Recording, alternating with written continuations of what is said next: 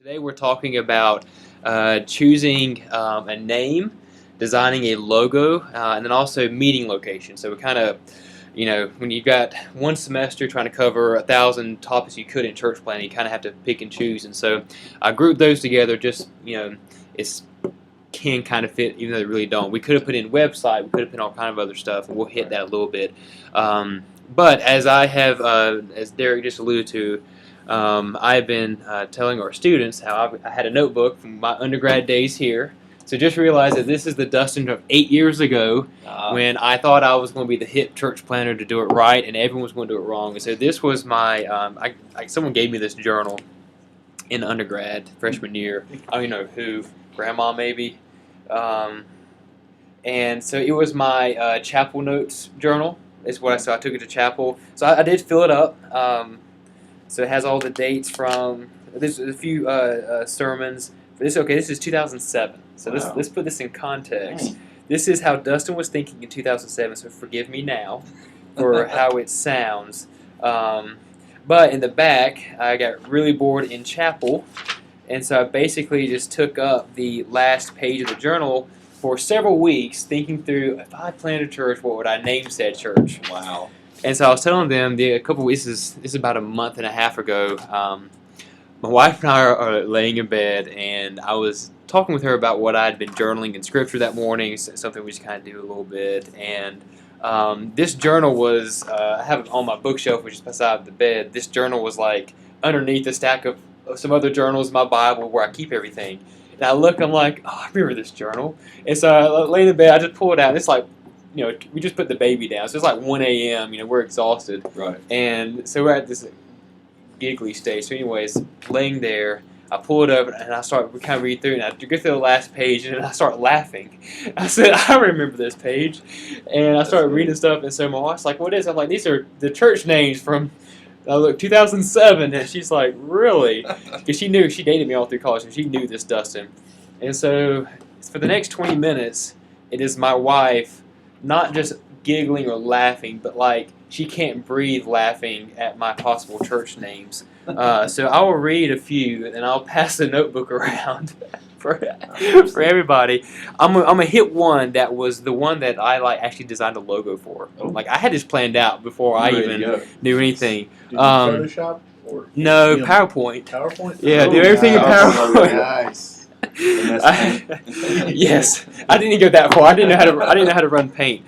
So here are some of the names. Now, also imagine this is when Mars Hill Church was exploding and becoming cool, and these other churches in Stephen Furtick did Elevation Church, like these cool names, and so you start thinking, what's the cool name I'm going to have? So I had some pretty decent ones that aren't, that have been used, like Redeem and Redemption, stuff like that. That's not really a bad one.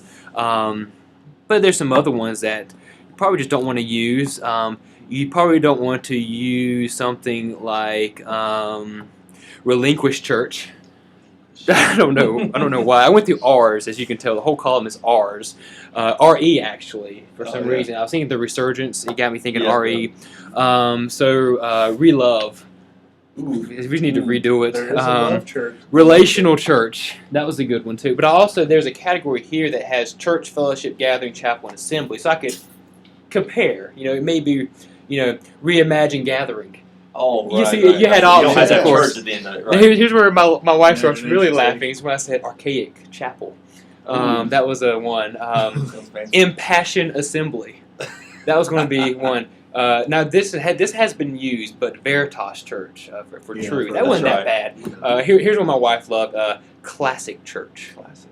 I was vintage classic. Here's another one. Old School Fellowship. We were going to do that one day. Sanctified Church. That was also the name of one of my guilds on the little online game thing. We had a little guilds. It was Sanctified. Oh my god. That was freshman year. Conviction Church. Credence Church. Pursue Fellowship. Overflow Chapel. Bold Church. Oh, there you go. That was going to be a bold good name. one. Now, I had some other more biblical ones like Christus Church. You can't say just Christ Church. I say Christus. It's cool. It has a K. I don't know where this one came from. Judah Chapel. I don't know why Judah. Judah. I don't know Judah. Lion of the tribe of Judah. I don't guess, know where I was yeah. thinking Judah. So, and this is I'm really opening myself up for some laughter and ridicule here, and I'm sure that Malin is tweeting. Let's see. So Matt, okay, he's laughing at me. Classy Church, yes, Josh. I use Classy Church. Someone said, "What the heck?" Yep, this is what I did. So Josh said Credence Clearwater Revival Church. That's a good option. When you say Creed, That's a good I thought option. you could play CCR or Creed songs the whole that's time. exactly what I was thinking. Okay, so actually I was big into Creed at this time. Yeah. Scott Stapp was my man at They the were time. still going. They were having issues, but they were going at this time. Yeah. They were more of my high school. So here's the one that I designed the logo for. I had named. I even put together a project in class based on this. Wow. That I'm surprised my professor did not laugh and kick me out on. But so one day, my wife, she's my girlfriend, and we were talking about just different things we were looking for in our relationship. And she's like, I just kind of want to be pursued a little more, chased a little more. You know, it's a standard lady thing to like to be chased. I'm like, okay. I'm like, well, I just want a relationship to be simple. Like, I was a simple guy, kind of thing. So I coined the word simple chase. And we were going to have Simple Chase Church or Simple Chase Fellowship or Simple Chase Chapel. It was going to be Simple Chase. And I had the whole logo designed and all that kind of stuff. And so, yeah, thankfully, because of grace and mentoring and common sense, none of these names are making it into, except for maybe Christ Church. That might be the only one. Or Redemption Church. Those are about the only two on here. I'm like, yep, these may have them. But I have a whole list, and so feel free to laugh as we go. So, but today, let's get into what we really want to talk about today. We have two special guests. We have Pastor Joey Yokeley from the River Church, which is about 15 minutes south of Piedmont, North Davidson County, South Winston. And he is no stranger here to Piedmont. Has several of your students are actually students here. So we have a good connection with their church. And we also have Nick Poindexter from Collide Church in Yadkinville. So Yadkinville is a neighboring county and city, basically. Yadkin County, Yadkinville, to the west of where we are. We're about 25, 30 minutes or so thereabout. Right. So two local pastor planters. And they are here to talk with us today about three things: choosing a church name, how not to do it like how I'd written down. So we're going to talk about their church name, what it means, it signifies, and then talk about logo design. Nick here is actually a graphic designer, and so he has done some graphic design logo work for churches and different things. And I'm assuming you designed your own church's logo. Yep. And so he's got some expertise there as well. And we're also talking about meeting location. And so I know both of you guys have had, especially you, Joey, you and I have had some good conversations about some of the early meeting locations that you have. So we really want to highlight some of those and also get your perspective on what it's like to see. That's why I was starting to design some of the logo ideas. I was working on it, man. That's a good sermon title. Chapel was interesting in those days, so I had to make it more interesting for myself to stay awake. So let's chat about these. And if any of you joining us online or Derek, feel free to kind of pipe in and let's discuss this a little bit. But I've got a few. We had some pastors a couple weeks ago who were visiting on campus, and so I've got some of their logos we're just going to kind of look at, and then we've also got Pastor Joey's church logo as well. And really, I mean, this is kind of like the fun part of the topic because choosing a name is not going to get people saved. Choosing a name doesn't disciple people. Some have gone, I think, a little bit too far and have made it more of a brand than a church name. Right.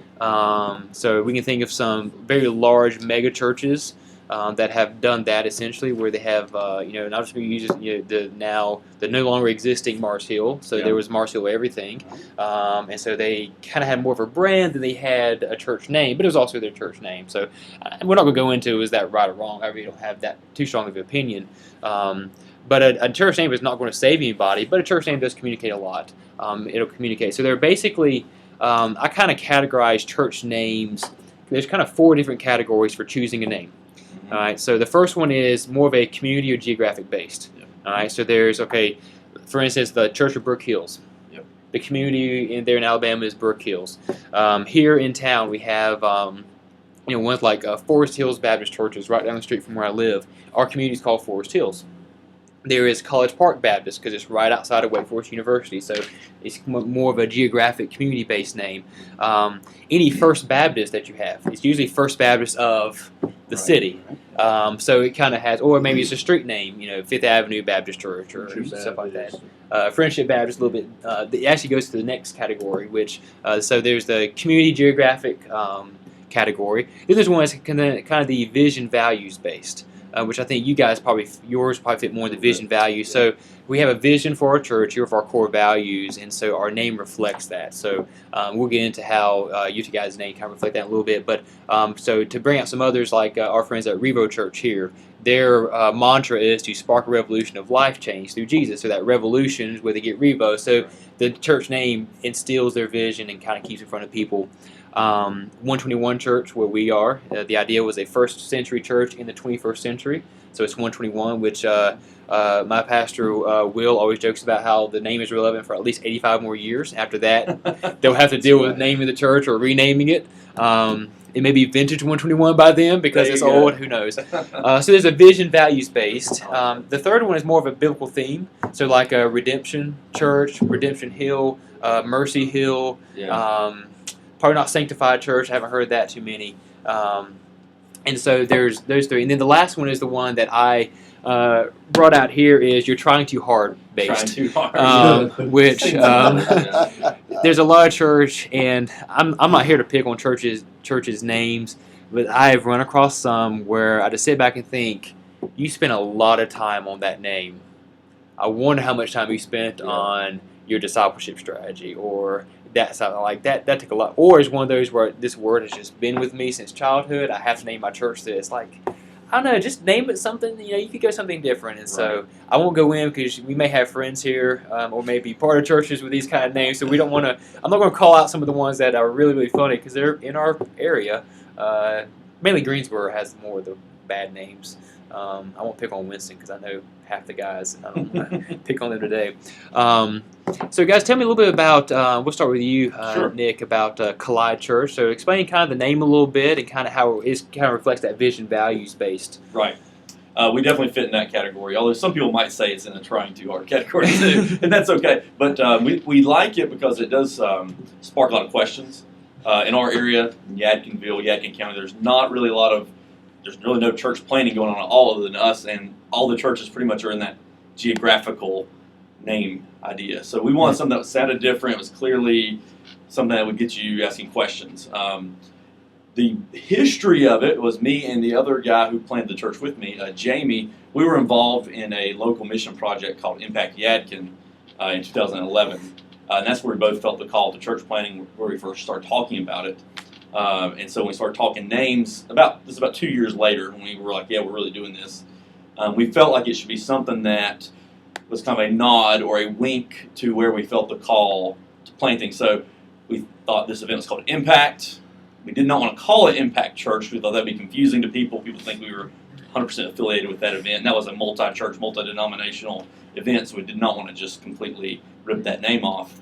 So it's, honestly, what we did is we started going to the thesaurus and looking up synonyms for that same idea of leaving an impact or leaving an impression. And the word collide came up. And we thought it's kind of interesting. It's kind of cool. It's kind of different. It fit the idea that we wanted of bringing people who were far from God closer to Him through Jesus, and the idea of two things coming together. And we thought, it had a good way of explaining our mission when we meet people and ask what the name Collide means. Where we say, hey, we want to bring people who are far from God closer to Him through Christ. Anytime there is a collision, two things come forcibly together, there's a lasting impact on one of the things, just like a car collision. Although that may not be viewed in a positive light, Right. The idea there is you leave changed. You can't collide with something and not leave differently. So that's the idea. We want to leave lasting change in people's lives through the ministry and the mission of the church. So again, it's a nod and a kind of a wink to our history and the calling of this event called Impact. But at the same time, we thought it also tied into who we were, what we wanted to do. We thought it would stand out. I mean, that's a little part of it. We wanted something that didn't just blend in with all the other names there too. Not that that's the final deciding factor. Sure. But we put a lot of other things into it too. We looked up, like, can we get the domain name? Like that factored in a little bit. Like, not that that would be the final factor, but were there other churches called it? Like, we didn't want there to be another one 50 miles away called it, and that'd be confusing. Right. We only found one in Oklahoma that has the same name, so we felt like that was pretty fair. But those things do factor in a little bit. Again, in the end, don't let that be the like if you had Collide Church in Winston-Salem, Yakaville, and there's another, and they're all very different. Right. They may assume you're multi-site. There you go. Different things, and so I think that's very wise to look. Okay, at least within 100, 200 miles of us, is there someone with this exact name? Unless it's just like Christ Community Church, which is fairly popular, or something like that. Right. That's not you can't really do that. But something that's a little more unique, that makes sense. So, Joey, what about you with the River Church? We when our core team got together, when we came together, we had 4 families that started out to plant, and as we were studying and as we were kind of feeling that urge and feeling that call, we had a 4 or 5 month process of trying to figure out where we really called to plant a church. And so we studied together, and a big part of what we wanted to be about was gospel change in the community. So our we wanted to see not just plant a church, not just be a church, but to see the community change, and just to get away from in many ways what we saw, the church had just become about a place to be, a place to belong, but not necessarily something that was making an impact in the community. So we were drawn to a passage in Amos chapter 5, where let justice flow like a mighty river, and righteousness like an ever-flowing stream. So, and we were studying that passage, and how that God basically said, I don't want your offerings, I don't want your songs, I don't want any of the stuff that you've been doing. I want justice and I want mercy. And we kind of saw that in terms of really seeing, being part of seeing gospel change in the community we were planting in. So that's where the name of the river came from. Nice. It came right out of that passage. So it does have kind of it kind of falls in 2 of your categories, kind of in the biblical category, but then also kind of in the vision category. Yeah. And we used a phrase a lot at the beginning. We used a phrase like a river changes the landscape. That was kind of our phrase that kind of went with it, because we really wanted to see change come from that. That we made a difference in the community. There's also an idea with the river of traveling. It's getting you one place. It's also a source of life. I mean, there's lots of stuff. Other things, movement. I like that. Yeah. Very much, very much. Go ahead. Oh yeah, I was going to say Matt and I have a church name, and I think y'all would appreciate it. The International Bridge Church. It's going to be highly liberal. And mean that from the beginning. And we've got everything planned out. We've got it all figured out. So if y'all need any tips. Sounds like you got it done. Yeah. So, it's horrible. We did run into with our name. We ran into some issues, and that is our name. We did kind of check out around here, our name, but we didn't think our name would be connected nationwide. Apparently, there's a really there's a TV guy in Texas who uses the river. There's a TV ministry in Tampa, Florida that uses the river. Yeah, so we get questions about that all the time. And the name the river just naturally attracts charismatic people. It's like we just pull charismatic people come in and they're like, well, this is what I expected it to be. Interesting. And it's they just are attracted to the name. Almost like Calvary Chapel. If you're familiar with the Calvary Chapel movement, right, wherever you go, you can kind of find it. So it's almost like maybe they think, maybe they're just associating your ministry with some of these others that you're probably not quite same. No, same probably not quite the same. So interesting. So we didn't foresee the charismatic thing at all. But I kind of get it. The more I learned about the charismatic community, that the name kind of resonates with folks. So interesting. So is that something? That's an interesting thing you figured out. Do you know why it resonates with them? No. I think it's just common language, River of Life, and I think it's just common language that they're expecting us to be charismatic. Interesting. And then they get there and this is not This is not what I saw on TV. That's right. He That's talks right. about this Jesus guy a lot, and This is not what I gospel. expected. So, That's very interesting. And both of you guys, so and I've got here on the computer your logo so everyone can see. But so here's the Collide Church logo. So really, Nick, the logo there really that it actually is a visual graphic of exactly what you're talking about. Two things colliding, and the same Sure. thing with the River Church. It's just simply there's a river. In the color scheme, does that have any play into anything? With just kind of contrasting colors, It looks looks better. watery. Yeah, Watery, nice. that's actually our second logo. We had an original logo because we've been around for a little while at this point. The original was still a circle logo, but it had like an R. The river was like kind of like an R shape. So we're trying to come up with a logo that kind of pulled, the name into just the circle. Okay. But it didn't look as good as we wanted it to. And then, if I'm jumping into the conversation, we went with this. This was actually not our design. This was a design that we actually found like on one of the free source. Oh, like sites Shutterstock online. or something. Yeah. It was actually and for us the river starts small and grows big and is flowing out into the community. So it was able for us, we use that to communicate in our newcomer classes, kind of how we communicate our vision is from the logo. Well, I'm glad because it's a perfect segue to where we want to go next. Okay, so how did you go through the design process? So you guys simply went onto like Shutterstock or something, found kind of a graphic idea that really just fit well, and then I guess you just added text essentially and kind of create your own. Another route is you can hire a professional to do that. They give some samples, that sort of thing, which can be done in-house, kind of like what you have done. So Nick, Sure. walk through the process a little bit of how, because I know that you did your logo for your church, but you also have done some other stuff. Yeah, So, I actually did do Edgewood's. I forgot about that. I did do theirs. okay, nice. I put that up there. Obviously, people like arrows when it comes to Yeah. my logos. With ours, again, we want something that kind of brought the idea of the name into the logo. Of course, two things coming together is the idea. We had a bunch of different versions of it. We had ones, coming this way and that way, and we had four coming. We had one that was pretty cool. It had four different arrows coming together, and it kind of in the negative space made a cross. We liked it, but I'd seen others like that, so we shied away from that one. Mm-hmm.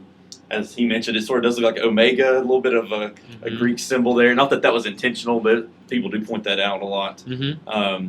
So there were lots of different things when it came down to it. In the end, we want something simple. And this is just me as a graphic designer. When I try to design anything for anyone, I say, if it doesn't look good in black and white, then it doesn't look good, period. If you have to add a ton of color to make the logo look sharp, then it's not a good design. So in the end, I want something that could look good flat, as they call it. That's kind of big in graphic design now, flat stuff where there's no drop shadows or gradients or whatever, just flat. And then, like for example, I actually have our shirt on. There you go. It's flat. It looks fine flat, but it also looks good with the color scheme. Right. Yeah. So that's the big thing. Just me as a personal graphic designer. I mean, you even see that with like Harvest Bible. That their little vertical church logo is huge. Yeah. And I think it's one of the best ones out there. Personally, I love that one too. For them, it does communicate because they talk about vertical church, just kind of pointing towards God. So they can actually take off Harvest Bible Chapel. If you see those three bars in the steeple, you know exactly who it's talking about. So there are some of those kind of church brands. And this is one that has branded a lot more because they have training, they have a church plant network that all use the logo, nationwide, music. They put that on everything. Tapestry Church here is a Jason Lefford, a friend of ours, who's actually been in this class a couple weeks ago. So with Tapestry, it's this blending of these different materials coming together to put one. So that's why the many different lines. So you can really see kind of the way that even your logo can flesh out your vision and values in a lot of ways. But as you two have expressed, 121 have no clue what we were going there. So I don't think that's an area of focus that we've had. I like the negative space on that. Yeah. But it's changed a couple of different times. There was at one time I remember couple years ago before I was a member there, and it actually had 3 of the Winston-Salem downtown buildings Oh, redone, yeah, I and it remember had that. 1-2-1 kind of Cool. in the different buildings. And Yeah. you knew that by the building, oh, that's downtown Winston. Right. And they had that. So that's when they had moved to downtown, that sort of thing. So that was something they went through. And then they just kind of went through this more flat type of thing. You also have one that's like a big circle in the middle of a gray square. So it's really extremely flat in that sense. Right. But it takes a little bit more to communicate. So I thought you were trying to communicate. Acts 1:21 says, "So one of the men who had accompanied us during the time, all the time that the Lord Jesus went in and out among us." I was like, I didn't see the connection there. no, but maybe they thought about that. Maybe that came up. I wasn't there. That's an interesting thought. Let's talk a little more about choosing a meeting space, meeting location, and 'cause that's a big thing. Now it seems like with new churches, they're happening more in non-religious, typical religious space. So they're happening in schools, they're happening in storefronts, they're happening in old warehouses that have been converted, or very different things, or they're repurposing an older church building as well.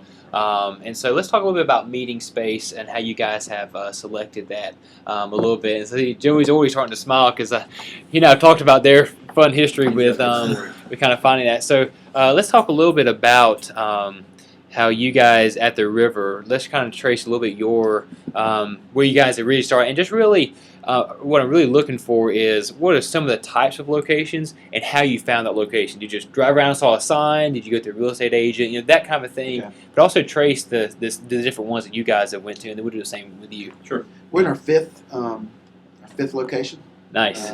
So we've been around our community, and our first location we were in elementary school. It was pretty much a brand new elementary school, and kind of the place that we targeted, the small area we targeted at the very beginning, it was really the only available real estate. We drove around and drove around and drove around within maybe a 1 or 2 mile radius of a crossroads, and that's kind of where the majority of the growth in the area at the time. This was like 2008, so we've been around for a little while. So the majority of the growth, and at that point, the economy had really not turned south yet in our area, and so there was tons of building going on, and that was kind of the epicenter of all of that. They just built a McDonald's, they just built a Sheetz, they just built all this stuff was being built, and all these houses were being built. So we kind of went for that as close to that intersection as we could get. And so the school was the closest place where there was retail space. I mean, any space really. I mean, there were a couple retail spots, but I mean that was thousands and thousands of dollars a month, which was. So you found the school renting like a school auditorium, I'm assuming, or yeah, we were in like a multi-purpose. They have like a gym / auditorium kind of space, and then it was right next to the cafeteria.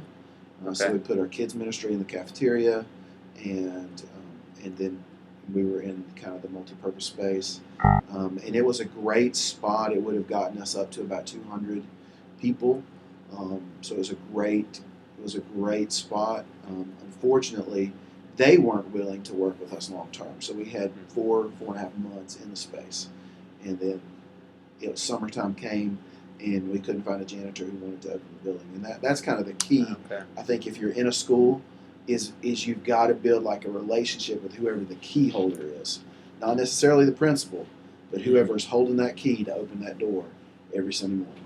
Gotcha. So for us, it was a janitor. So they didn't give you the keys to the building. He would come in and open it for you.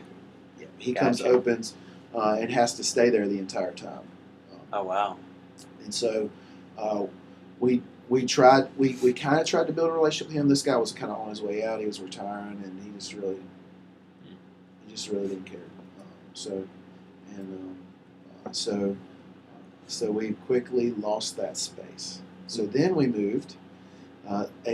Right in that crossroads, a building did come open, and it was it had been multiple things. It was originally it was a church fellowship hall, it was one of these deals where it was an independent church, and the church kind of collapsed, and somehow the pastor owned all the property and sold off the sanctuary separate from the fellowship hall because there were two buildings. So in the sanctuary was a drafting business, and in the fellowship hall it had been multiple businesses. The last business it was a pottery place, and we moved in and totally transformed that space. But when we moved in, we knew that just where we were, we didn't want to have a building. We wanted to be mobile. One, for cost reasons, and then two, we just didn't think it was a good use of our resources. Mm. So when we realized that was our only spot, we decided we needed to do something with that space.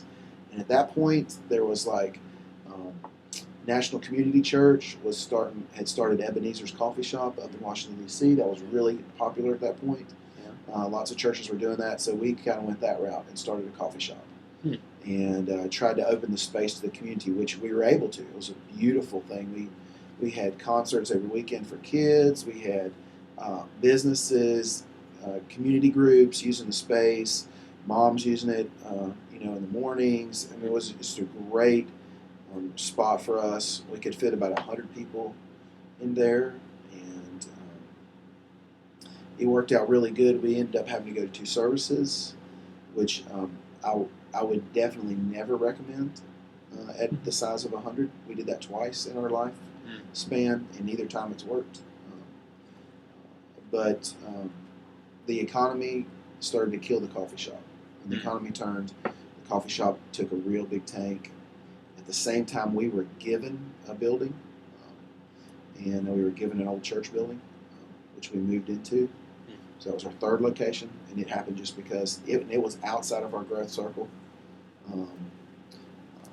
So we moved into that. The issues with being in a church building are, if you are not going to be churchy, then when you go into a church building, you have to fight constantly to not be churchy. The same problem we had there, we could only fit 100 in, so we went to multiple services there. If you read a lot of church planting books, you're going to read they're all going to tell you, don't go to 2 services. At that level of people, you need to be at 200, 300 people before you go to 2 services. And you're going to think to yourself, oh, well, that's just a book, and we could do it different. And the Lord's telling us to do this. The Lord's telling you to read the book and listen to it. Don't go to multiple services at 100 people. It kills your people. It's not a good plan. If your facility does not hold, if you start to max out your facility and you can't build or something, you need to move. You need to move. You don't need to stay and try to do multiple services too small. You either need to expand or move. Wow. That would be my counsel to anyone. So if you grow past, if you can do 100 and you're starting to push 65, you need to think about, can I expand this somehow, or where am I going to move next? That's good. Because until you get to a larger space, you're not going to be able to sustain it with your volunteers. Until you get to 200, 300, something where you have enough volunteers to sustain multiple services. Right. We found in that church location that we started growing inward and inward and inward and inward as much as we fought it. And we were out of space, so we left a building that we owned and started renting at the local high school. This time we did build a great relationship with the key holder, and we could have stayed as long as we wanted to, I think, at the high school. We stayed 1.5 years at the high school. We took a significant hit, though, because our church people wanted to be churchy. And when we went to the high school, we weren't churchy. So we took a significant numbers hit. Along the way, a church came in and wanted to buy the property we had, so we sold it to them. And now we are in a grocery store. So we've and that was a huge. There's really the huge retail space in the larger area that we're in that worked. So Gotcha. We moved into that. So a rental thing now, but even with the rental, you're allowed to put up walls if you need to, that sort of thing, or is it kind of? Yeah, so, we're still building out stuff. We've been in for 6 months now, and we started with the main worship area, and in it we kind of are halfway mobile and halfway permanent. So we have pipe and drape up for some of our walls until we're able to get our we're just kind of building as we go. Gotcha. Because when we went into the school, we went into an auditorium that holds 650 people, which was a really hard space to. It's a neat space, but a really difficult space to feel like we were all gathered together and not just in a tremendous environment. And I know you guys may do something like this. I had heard about this before, and I've been in two churches that did this. I think did this very well, where they were renting a school auditorium, both of these, and one was an extremely old auditorium. They even had like the really old school, like round balcony type thing. Just, I mean, this is super, super old. They had it closed off, but on the floor they actually had pipe and drape in the back, and so it would actually go about halfway up. And then as it would fill up, they would just slide the pipe and drape back. So it looks like there's a back wall, but it's really not. So you don't see the 300 empty seats behind. It looks like, oh, we're all 150 of us are really packed in here. Right. And I've seen two churches that did that, and one church just kind of set it up and really didn't move it. But they kind of knew about how much they would fill up. This was in Boston last year, and outside in Beverly, and then there's Elevation Church in Charlotte. I visited there when I was in college. That was the first time I even saw it. I'm like, what in the world is that? Why would you put this up? You have a building. You don't need it. And so, but I watched, and they would slide it back as it filled, so you never felt like it was always a crowded room. Yeah. If there's 20 people, it's a crowded room. You're just all in the front row. Yeah. You're like, man, everybody's here today. There's a back wall, and you don't see it. So it's almost like a manipulative type thing. But some have done that. Well, Nick, share us a little bit about Collide Church and where you guys have been meeting now. Joe, your church has been around for how many years? We're 7 years. 7 years. Okay, so you have a little more of that's 5 locations is not terribly odd or anything for 7 years. But you guys are a little bit newer as a church, so tell us a little bit about your guys' meeting location journey. Sure. We're about 18 months old, so we're in a different spot. But we got a unique story. When we were looking into planting and starting a church, we were pretty much resigned to the fact that we would be mobile in a school or something like that. And it was neat when we did our church planter training. We planned through the North Carolina State Convention, so we had planter training. We met all these guys who were in like Winston and Charlotte and Durham and Raleigh and Wilmington and Fayetteville, and they're all like, there are no schools. There's a church in every school in our cities, and we're like, there are none in our county. Like the idea of us even pursuing a church in a school was foreign, so we weren't sure if we would even be able to convince the school board, the principals of why that's a good thing, and if they would even have ever heard of it. So we were a little bit hesitant. So we decided first, let's see if there's anything available for rent. We looked around our town. Yadkinville's a very small town, about 4,000 people. Looked around. There was not a lot available that you could put an assembly in, if that makes sense. There were a lot of like little offices, rooms like this, but you couldn't put a lot of people in there. So we looked, couldn't find anything. Finally, we saw there was this one building on Main Street, at the very end of the street, that we noticed it previously had a Hispanic Pentecostal church in it. And it had been everything over the years. It used to be a Sears, it's been a car dealership, it's been a gymnastics place, karate place, a Gold's Gym, it's been everything. It changes like every 6 months, it seems. And most recently, it was a Hispanic Pentecostal church. We noticed their sign was gone and it was empty. It was a storefront, glass, we were walking. There's a little cafe me and my co-pastor would meet at. It's right near there, and we would pass it all the time. We look in and go, that looks like it could work. Wonder who owns it. We had at that point we called a lot of local realtors and people like that and asked them if they knew of any places for rent, and they didn't. We called these same people back and said, hey, do you know who owns that building? They didn't know. So I just looked the tax records up. I thought, you know what? It's public information. So I went online, looked the tax records up, found out who owned it, and I saw the name, and I thought, I think I went to high school with her granddaughter, which is crazy. So I cold call. I looked the phone number up and called them, and I said, is this Miss Barbara White? And she said, yes, it is. I said, well, I'm not sure if you know who I am. I told her my name. She said, yeah, I know who you are. You're the youth minister and named the church I was previously. I said, that's right. So I told her, I said, well, this is not public information yet. We're still waiting to make the official announcement, but we're looking to possibly plant a church. I noticed it seemed like your building is open. Just wanted to see if that was a possibility. And she said, "Well, actually, we're renovating it right now. The previous tenant moved out, and there was some damage and things like that. And some things that just need to be fixed up." Pentecostal church, huh? Yes, well, there you go. It hasn't been updated in a while, so she said we're going to renovate it. She said, "But we're not going." This is back in like the summer of 2013. So she said we're not going to have it ready probably till the end of the year. And I said, "Well, that's actually perfect because I don't need it right now. Like we're not going to start until sometime in the beginning of the next year." Okay. And so she said, "You know what? I know you. You know, my granddaughter knows you. Went to school with you. Said I'll give you right of first refusal. So when it's ready, I'll let you look at it first, and if you want it, you can have it. If you don't, no problem. You can just tell us no, and we'll go on to the next person on the list." So I said, "Okay, sounds great." She called us back at the end of the year, about November, and let us view the building. It's 100 feet by 50 feet, brick storefront, glass windows in the front. It had a wall right in the middle with bathrooms in the back. So it was absolutely perfect for what we needed at that time. The rent was more than we could handle. I'm going to just say that. That was a scary thing. I mean, you don't have much, you don't have any income really coming in at that point because we hadn't even launched. So that was a little scary. That's part of the reason, in my opinion, you should do you need to do some fundraising ahead of time before you launch.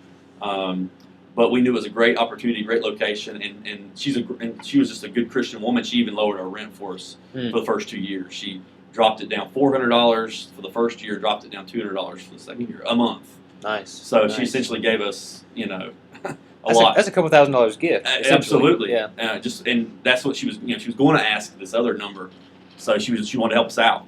Wow. This is a God thing. Just the Lord opened things up. Also, so we took the building, used it, worked out great. But we didn't have parking because we were on Main Street. There's just parallel parking on the street, not a lot. There's a big parking lot behind our building, but pretty good walk. And we're like, well, I guess we'll park people back there and walk them up. Right after we got the building, there was an empty lot beside of our building that had an old chain link fence, barbed wire fence. The city used to just store random building materials in it. Somehow in that time frame, the city buys that lot from whoever they were leasing it from and turns it into a public parking lot. Right beside our building, directly beside of it. 50 parking spaces. They pave it, line it off, street lamps, sidewalks. I mean, it looks beautiful. So you're getting confirmation. All right, God, we should be here. Yes. Yeah. I mean, how cool is that? And then here's what's really cool. Long story short, we started filling up our space. It could fit maybe 150 comfortably in the worship area. In the kids area, maybe 40, 50 kids packed in there using pipe and drape and play panels, all those things. You'll get to know if you plan a church. We were filling it up, and we're like, we need to knock this wall down and expand, have bigger worship space, but we didn't know where for the kids to go. This is about the end of 2014. Right at that time, the building on the other side of us had the same tenant in it for 20 years. It was a government temp agency, unemployment office, essentially what it was. They moved out at the same time, right when we were looking for more space. And what was neat, and that building was even bigger, and we knew there's no way we could afford to rent it, but what was neat about it is the owner of that building didn't want to rent out the whole thing. He just wanted to rent out individual rooms. So I was like, this is perfect. He's like, we don't need all 20 rooms up there. We need 3 rooms. So we contacted him. He let us pick out the ones that fit best for our kids' ministry. So now our kids meet next door. They do have to go outside. There's a little bit. Some people don't really like that, but we've had no problems with that. Yeah. They go next door. He's a good Christian guy, too. He's been awesome to us. Gave us a really good rate. And he's pretty much told us, too, if any other place moves out in those buildings or in those rooms, and we need more space, so let us have them first. I mean, he's been great like that. Wow. Again, we've expanded our other area. The Lord's just really cleared a path for us to be there and made it work. And that's what's really incredible about it. It's really all him. But we were ready to go the mobile route and look into schools and things like that. But clearly God had a purpose for us and a place for us there. And it's really neat, too. The owner of our main building, their families actually started attending our church. Oh, which cool. is cool. Granddaughter, the sister of the one I went to high school with comes. She's in college, and her mom comes, and even the 80-some-year-old landlord will come every now and then to our contemporary modern church. So, but it's good, and they're really proud of what their building's being used for. I think that's a big part of it. They would much rather be used for something like this than very cool. Than a commercial building. And what's neat too, I know we're running out of time. for example, having that good relationship with your landlord is huge. Just like having a good relationship with the key holder at a school is huge. We actually had the fire marshal come for the first time. We tried to get them to come when we launched, but there was like a strike going on with the inspectors in our county, and they said, well, it was a church. You're fine, because it previously had been a church. Of course, we grew a lot quicker than I think they expected or we expected, and finally the fire marshal came a few weeks ago, and our front doors didn't open the right way. One opened in, one opened out, and they're supposed to all open out for the fire code for assembly buildings and stuff like that. So we're like, oh crap, we thought he was going to give us this really low occupancy number. And so we're like, well, can we switch it out before you give us a number? He said, yeah, if you'll go ahead and take care of it now. So I called our landlord and pretty much was honest with him. Said, hey, if we can't get this fixed, we're going to have to leave. The capacity is going to be too low. And he was like, no, we want y'all there. We don't want y'all to leave. He said, I'll tell you what, if you'll call around and get some quotes, just let me know what they say and we'll work with you on it. And so I called around, and glass doors are more expensive than just a wooden door. And I called around, got some quotes, and the guy said, you know what, just tell me when they install it, and we'll come write a check. We'll pay for it. Y'all don't even pay for it. Wow. And we'd offered to pay for part of it or whatever we needed to do, because they were having to change it for us, Right. But right. He said, you know what, we want y'all there, so we'll even pay for that. So it's building good relationships with your facility people is huge. Yeah. Yeah. It really is. And the Lord will work through that and get you people that'll take care of you. So.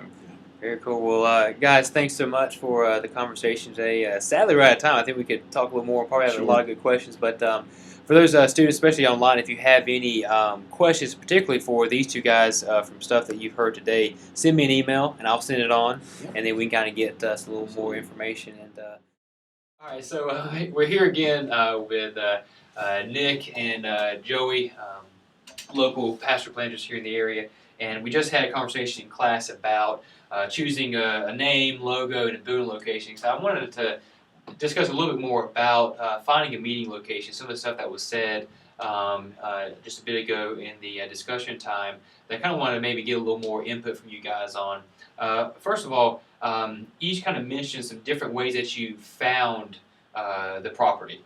So yours, it was it was very visible. You knew where it was right there. Right. You had a lot of different methods, just because you guys had to move a few times. So what from each of you? What's just a practical suggestion? If you got a person who is going, especially to a brand new community that they're not familiar with, Nick, what would you say is a recommendation for them in just finding a space of whatever kind? What would be kind of just some key recommendation points? I would say, number one, be creative. Don't limit it to just what you expect. Don't just because everybody meets at school think you got to meet at school. I know churches have met in senior centers and things like that. Look for anything that could possibly hold a decent size gathering of people. I'd also say work contacts as you meet people, and maybe you're getting turned down. No, we don't have anything. I don't know of anything. Ask them, do you know of anyone who does? Or who would you recommend we talk to next? Pursue every chain that you can. It may not be the first person you meet that's got that building or knows of a space, but ask, well, who would you recommend we speak to? There's always someone else out there that might have a connection. It's about using up all the resources you've got. It might be that last place you think of that ends up being the one that's the perfect fit for you. But if you hadn't asked around, or if you just stopped at, that's all the realtors in the phone book, you might not have ever found them. Don't just end with, okay, you don't have anything by. Continue to say, well, how can we pursue this? How can you help me to pursue this? And other people, other places to call. And again, think outside the box. It may be a non-traditional church planning space, in the sense of traditional church planning space is now kind of the school or whatever. It may be something different. And at the same time, in our situation, we had the opportunity to get the storefront space that we had. A great space, but it was intended to be for like a business, and therefore it's priced that way. It never hurts to ask. In our case, our landlords were Christians. They were open to lowering the rent for us to help us out. So it never hurts to say, hey, we want to be here. Can you work with us on this? They may be generous, and want to help out and want to be on board with what you're doing. We never know when that cold call may be another Christian who says, I've been hoping for a new church to come to town. There you go. I've heard several stories of that happening where Yes. it was even the real estate agent. I can't remember which friend of mine. It wasn't here locally, but they had talked to a real estate company, and the real estate agent was a Christian Yeah. who was really had been thinking, well, we need some new churches here, and There you they're go. kind of dying. And the real estate agent was very, very interested in helping them find not just a place that fit, but a good price, right location, all that kind of stuff. So I mean, you build those. And be ready to be surprised by God, I think, is Yes. kind of what. Yeah. Don't be afraid to ask a wild question. Hey, would you let us rent this for this price? Or don't offend people, but Right. take a step of faith out there, and you might be surprised what people will do to help you out because they're believers, or just because God's maybe stirring in their heart for whatever reason. So Yeah. you know. Joey, how about you? I would kind of tag along with that. I think that you're in the relationship business as a church planner, so any contact you can make is not only moving you towards a space, but more than that, it's moving you towards a relationship and more relationships with people that don't know Christ. So I think that anything that you can get it out. The last time we were looking for a space, we had we just had all kinds of people, from realtors to just business people. Everyone was looking for a space, so that made it like a huge easy deal for us. The space that we got was kind of the obvious space in the community, but we had people like turning over rocks everywhere. A big thing that it's like the church answer: pray. I mean, really, that I really believe that. Nick shared how God opened their doors. I shared with us just a few minutes ago off the camera. That God really opened the door for the space that we're in, so that we wouldn't have to deal with fire marshal issues and all kinds of stuff. And really, it should not have happened. We should not have been able to move into the space. The landlord had just spent like $50,000 on the space, and I just went. I just made the bold move that every day I went and just sat in the parking lot and prayed for 2 months until he said yes. So we prayed over our building too before we had it, before we even had spoken to him. We did prayer walks around it and stuff. Wow. So and really, there's in the realm of church planning, there's there's a lot of focus on like, okay, we're about preaching and teaching and disciple making. So there's all the kind of spiritual focus, but with planting, you're in essence you're starting not a new business, but a new organization. So there's all these practical things, right? Like name and logo, very practical. But like last week we talked about nonprofit status and all the legal type things and constitution bylaws and tax code, all those type of things that you have to think through. I'm glad you said that, because we often don't think, do we need to pray over how we're getting our tax code number, or the bylaws written, that sort of thing. It's all a spiritual endeavor. Right. Everything. If we believe in the holistic gospel, then everything we do, especially as believers, every single thing is a gospel act. And so, paying rent each month to that place that lets you meet and be very gracious, that is a spiritual act in a sense. And if we don't pray over that, then so it's convicting me now. There's a lot more other practical things I need to be praying for. Yeah. I want to talk a little bit about, and this, everyone has a different opinion about whether a church should stay mobile, and we'll kind of define mobile in a second, or should they have their own property. And so, mobile church essentially is you've got to move. You rent a space basically for the weekend. In most scenarios, so you have all your stuff stored, your speakers, your kids' ministry materials, microphones, different things, depending on where you're meeting. But you have to mobile, which just means you don't have use of the space all the time. Sometimes it's kind of a mobile, like a hybrid, where you're mobile, but I know you mentioned you're kind of mobile, but you're not. And so there's some situations like that. We at 121 are kind of like that here at Piedmont, where there's already, the stage is already set, there's microphones and things up there. We just do the different thing on the digital soundboard, and we have our preset systems and things. The chairs are already set up. We don't have to set up chairs, which in some places you do. Yeah. So there's different kinds, but to generalize, you basically there's mobile where you don't own the property, and then there's I guess stationary, I don't know exactly but where you do own the property, or you rent it in such a sense that you have complete use of it. So you can renovate it, you can paint it, you can tear down walls, you can redo things as part of your rental agreement. I just want to hear your thoughts and opinions on whether or not, I I don't think either one's better than the other. I think it all fits the life of the church and even a lot of its vision. But maybe speak a little bit, how has the approach and how you guys have done it affected how it fleshed out your vision for the church? I think you mentioned in the class a second ago how you knew that we were going to be a mobile church from the beginning, and trying to think what that looked like. Mm-hmm. So how does that really flesh out into has it helped enact your vision to be mobile or stationary? Right. Speak to that a little bit for me. Sure. Want me to go first? Sure. That's a good question. Like I said, we assumed we would be mobile just because there was not a lot of buildings that were available. And it's, from my understanding, as you can probably attest to this, it's a different mindset you have to have if you're mobile. You have to get your volunteers on a different plane because it's not just showing up. If you're the musicians, it's not just showing up and playing, or if you're the kids volunteers, it's not just showing up and teaching the material. It's getting there hours earlier, setting up, putting it all out, then doing those things, then spending more hours breaking it down, putting it back. Yeah. And there's some additional costs that come into that too, with things like pipe and drape, and you have to have a trailer probably, and maybe even a place to store the trailer or storage units or whatever it may be. We did look into that. I'm going to say, in hindsight, I'm glad we did not have to do that. I've spoken to a lot of mobile churches who have said it was worn their volunteers out, worn their people out. However, I think if you can get them on that boat and they get used to that, it's not as big of a deal. We knew going in that we were doing it in a town that's never had the idea of a mobile church, and we'd be probably getting some formerly churched people who would never have thought of the idea of having to get there at 5 a.m. and unload stuff. And not that they shouldn't, don't be wrong, I'm not saying we should lower the standard of service as a Christian. I mean, goodness, we should all serve and sacrifice. But we knew it would be a tough sell. Yeah. So that's why we said, hey, if we can find something that would work that's not mobile, it'd be great. And there's obviously the benefits that you get with having your own space. Now, we don't own ours, we rent it.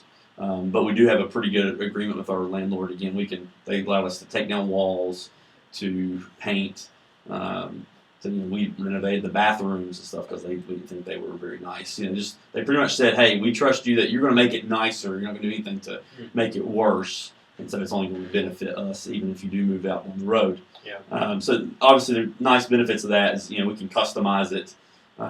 Things like lighting, we can permanently mount them into the ceiling, have a stage, drums are there, and they're mic'd up all ready to go in a nice permanent sound drum booth thing. All the equipment stays. That's really nice. That's a big advantage. However, I also feel like sometimes we don't use our space as much as we should during the rest of the week, and I almost feel like we're being bad stewards of that. So we're always trying to think, how can we get people in here during the week? So that's something we're kind of tinkering with now. We do host some community groups there as a way to get people into it, keeping the building open as much as possible. Anytime somebody needs it, we let them have it. Like a school wants to do a banquet, sports team wants to do their softball team banquet. We've had people ask about that. We're like, absolutely. Use it. We don't charge them anything, and usually end up giving us a donation anyway. Obviously, it's not about the money, but we want to get the people in the building. We want those people who may play softball, don't go to church, their families to see it and go, wow, this is kind of neat. We could go here, So that's the way we're trying to think, kind of, okay, we've got this space. Let's use it to the best of our ability, but let's also do whatever we can to get people in it during the week. So that's good. There's positive and negative about having your own space too. Drew, what about you? We're in a similar spot that they are now, basically, and we're doing the same. We just decided last night to have a wrestling team in our space every Tuesday and Thursday night in our worship area. So they're fighting Satan, though, right? I mean, that's the metaphor. Sure. Right. Jacob wrestling. So Jacob's small group. At the beginning when we were mobile, it was a big part of our vision. It was, and we wanted to always be mobile. That was our kind of our part of who we wanted to be, just in terms of we didn't want to be about the building, and we didn't want to be about. And I think a lot of that was kind of reactionary from traditional church that we've been in, right. And it really fit us to be mobile, and we had groups in homes, and so it forced us to be out in the community. And then when we lost that space and had to have a stationary spot. Then we kind of changed the ethos and said, okay, if we have to have a stationary spot, then it has to be community oriented, and so that's why we did the coffee shop thing, and still our vision bled into that. It's when we moved into the more traditional church space that it kind of really affected who we were, and then if you're mobile and then become stationary and have to go mobile again, that is bad news. It's just really, really hard. And our context is a lot like their context in terms of mobile church is not really a thought. Right. So most people who are, you've got kind of you've got two groups of people in there. You've got a group of people who have been burnt by the traditional church and legalism in the traditional church, and they're coming. They're the group that is going to come with you wherever you go. But then you have the group of people who are young families who are just having kids who are looking to come back into church that maybe haven't been out because they were burnt, just been out because they were young and walked away for a little while to sow their oats or whatever. And so they're coming back in.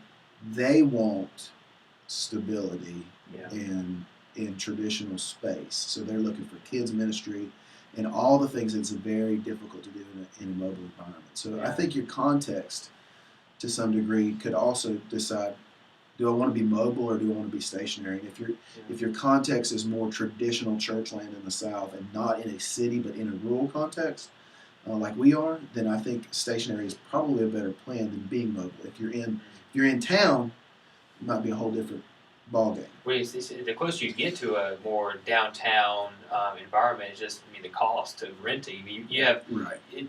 I can't name a place in downtown Winston of a reasonable price that wouldn't take up 90% of the church's budget, where you could fit 200 people on a Sunday morning. Right. Our friends at Revo Church, they were doing that for a while, and it was super expensive. They're still very close to downtown, but they had to move to the outskirts, and even now, the space that they have to do tour services with 90 people in each. Yeah. Only because that's where their space is. So I know they're kind of rethinking, well, should we do something in the future, and maybe in the future that would change for them. Right. But right now, that's how they're having to do because of their space. But that was all they could find. Yep. A room for hosting 90 or so people. And after that, it's like, well, where do we go now? So once you get to downtown, it's really a practical thing for cost. But I would definitely agree, especially here. We're in North Carolina.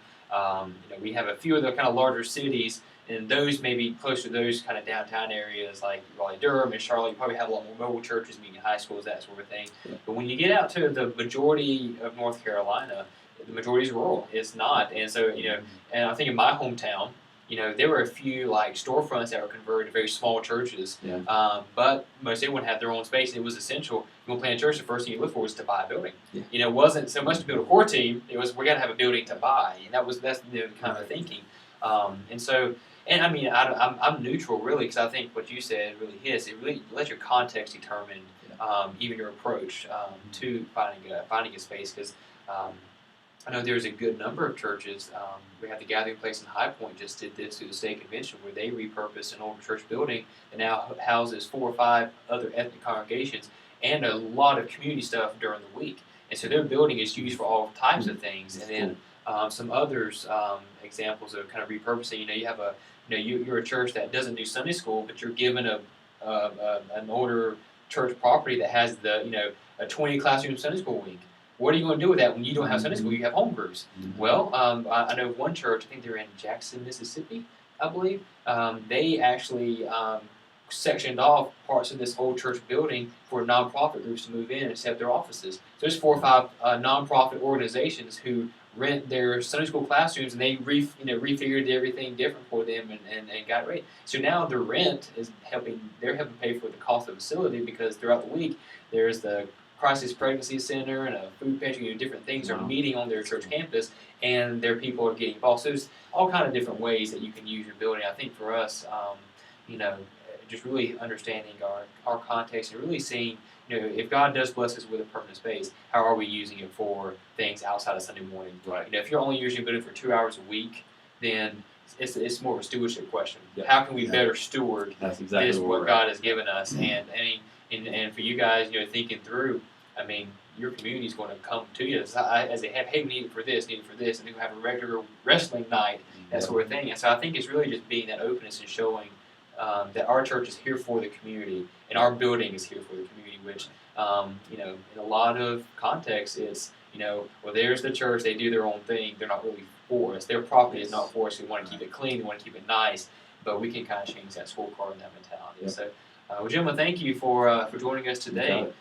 and helping us out with thinking through church logos, names, not what's in the back of my old notebook, and also for finding meeting locations. So, thanks for your wisdom and for your love for your cities. Thank you. Thank you.